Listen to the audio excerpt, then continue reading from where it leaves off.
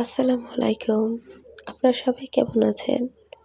আলহামদুলিল্লাহ, আল্লাহর রহমতে ভালো আছি।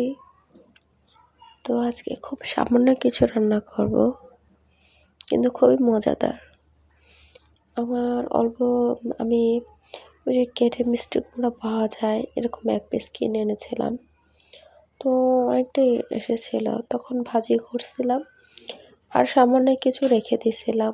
তো আজকে মানে প্রচুর পরিমাণ অসুস্থ, ঠান্ডা, আপনি কোথাও শুনতেই বুঝতে পারছেন যে আসলে কথা বলা খুব কষ্টকর, এমনকি মাথা ব্যথা, তাকাইতে পারছেন, অনেক অসুস্থতার মধ্যেও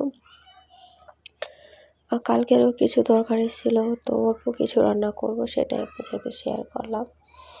তো আমি ওরকম মিষ্টি কুমড়ো বেগুনের চপের মতো আর কি পিস পিস করে নিয়েছি, তার চোষা ছিল। তো সেই চোষার মধ্যেই আমি 2টা পেঁয়াজ, অল্প কিছু কাঁচামরিচ, একটি দেশি রসুন আস্ত, একটি পাতা শুটকি, এটাতে ভর্তা বানাবো। তো আমি সিদ্ধ করে নিয়েছি, এমনকি তেল দিয়ে ভেজে নিয়েছি।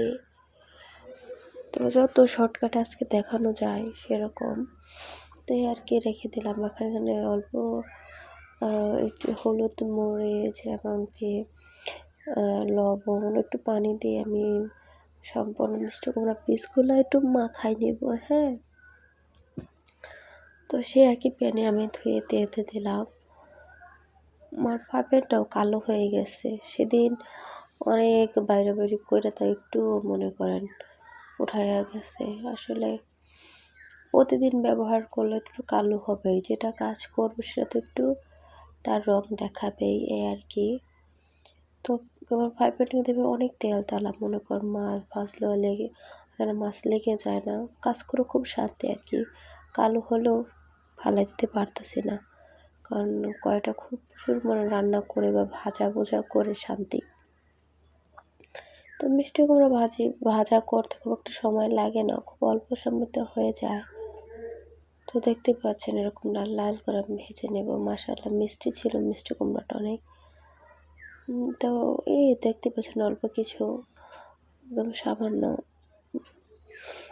আর আমি এখানে দুপুরে খাওয়ার জন্য যত অল্পভাবে বানানো যায়, রাতেরটা রাতে বলতে পারছে যে রাতে সবাই আর কি দুধ ভাতই খাবো, এই জন্য ভাজা আর ভর্তা। তো ভর্তাও দেখতে পাচ্ছেন আমি কাঁচামরিচ একটু দিয়েছিলাম যেন ঝালের কারণে, ঠান্ডা লাগছে তো, প্রায় 1 মাস ধরে ঠান্ডা লাগছে, সারতেছে না। তো এর কি ভর্তা প্রায় শেষ, 2 বাটা দিছি।